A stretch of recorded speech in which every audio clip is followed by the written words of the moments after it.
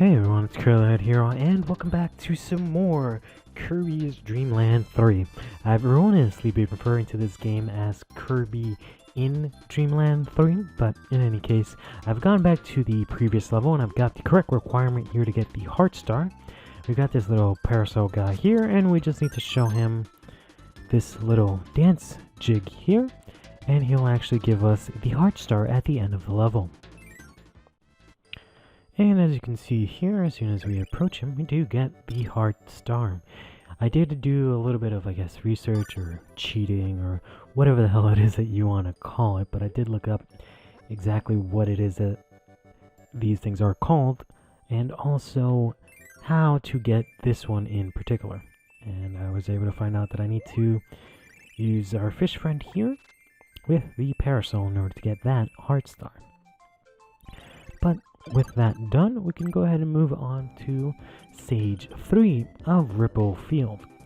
For Ripple Field, we're actually going to end up using our fish friend quite a lot, because as the name obviously implies, there's going to be a lot of water here, which I guess is okay.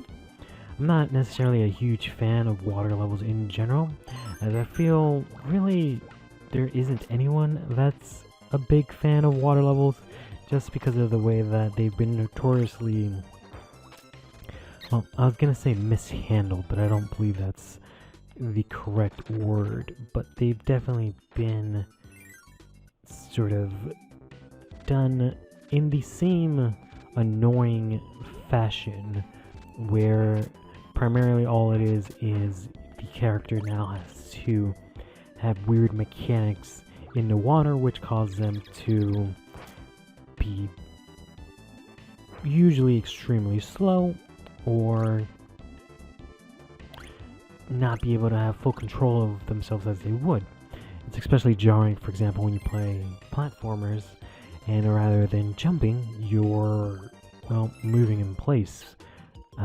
That's rather interesting. But we've got a little eel here who's gonna force us to play this little game here where we have to try our best to guess what the pot is that he is last in.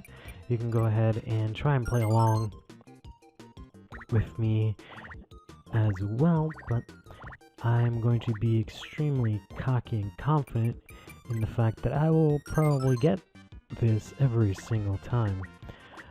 It's not exactly very difficult or very quick, but there is the fact that I'm doing the most obvious method of getting through this by just, rather than focusing on a single pot, you look at the entire screen itself and use your peripheral vision in order to ascertain everything on the screen at once, rather than trying to just look at all the pots individually. But I feel like that's just me making something complicated that normal people probably do normally, and just me trying to make it sound like I just came up with this method of going through that mode. But in any case, that is going to actually be the requirement for getting the Heart Star in this stage, is to just successfully complete that round of, I don't really know what to call it, to be honest. I know that it's an obvious thing that happens a lot. Whew. Excuse me, I have a bit of quite of a yawn come out. But I know it's an actual, game, it's an actual thing, so I'm sure it has an actual name. I just can't, for the life of me, think of what it might be, or even if I've ever heard it in my entire life. We're unfortunately going to get nothing again from that, which is not great, but it is just fine and dandy, I guess, as we move on over to stage 4 of Ripple Field. And these pretty interesting enemies here, they look really cool because they kind of look like Meta Knights, but they got broom power-ups, because when they attack, this one has a cleaning broom, and this one has like a parasol. So they're very interesting little enemies, but in any case, as I've mentioned before, since this is Ripple Field, you usually see ripples in water. We're actually in the water yet again, so we're going to try our best to stick here with Fish Friend.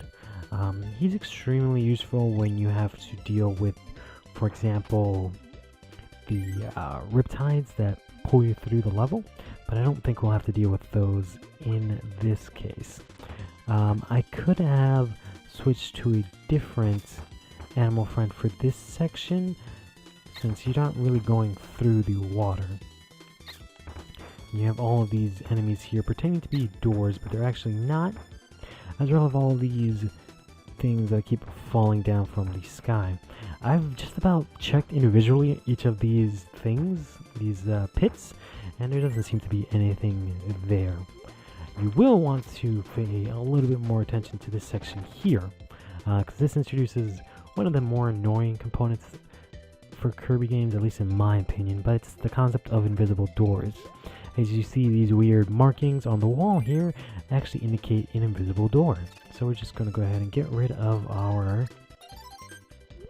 fire power up there. Unfortunately, I do think the fire with the fish friend is actually quite useful, whereas the rock is not as useful, but we actually need it to make it through this level, or at the very least get all of the little, I guess you can call them bonuses through these secret doors here. These are the only two that they have in this section, and in the next section you'll actually see that they did a good way of leading up to this reveal.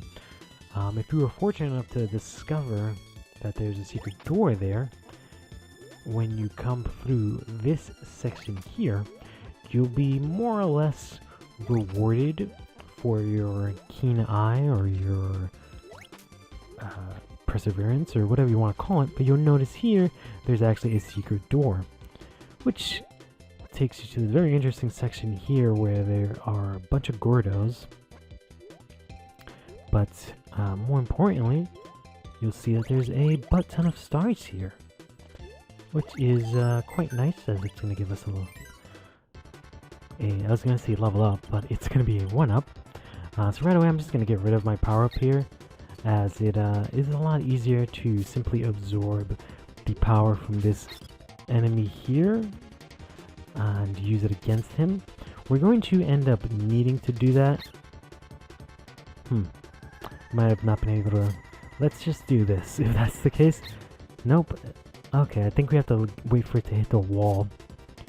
Let's go, and then there we go. And we can't actually use that power up. Okay, that's fair. We can just do this and throw it right back at him. Because this enemy is only vulnerable when they throw out their spikes. Otherwise, you can't do any damage to them. So it would have been kind of annoying to, for example, have my rock power up that doesn't really do too much and doesn't really offer me much in ways of, oof, that was unfortunate, in ways of mobility, as I have to essentially stand in place, or for the most part jump in place, so I can get into a good position in order to use that power up. But with this, it is a little bit easier, since whether or not I have the mobility or power up, I still have to dodge that thing's attacks, because there's only that small window that I can hit him once it throws out its spikes. So I figured using its own power up against it would be useful, but I don't believe we actually need it. Oof, that's quite unfortunate. Let's go and hit up one of these, because I want to get rid of this and then quickly get this. Fish Friend is pretty dope in a lot of his power-ups. Just end up him throwing this sonic boom type wave across the stage, which makes things a lot easier. Oof. but not so easy if you have no health. So we're gonna try and keep our rewinding to a minimum here, and go through this as carefully as possible. There we go. We shouldn't have too much level left, but I don't really want to make it so that this entire video is essentially me abusing the rewind feature. There we go. And as you can see, we've reunited the little frogs here, which allows us to get the heart star for this level, which is quite dope. And let's see if we can maybe, just maybe, get this maximum tomato here. Yes! That's perfect. That's exactly what we needed. Alright, so that'll do it for this episode. Hope you're staying safe and taking care of yourself. But if you're not, I guess, then, well, take care.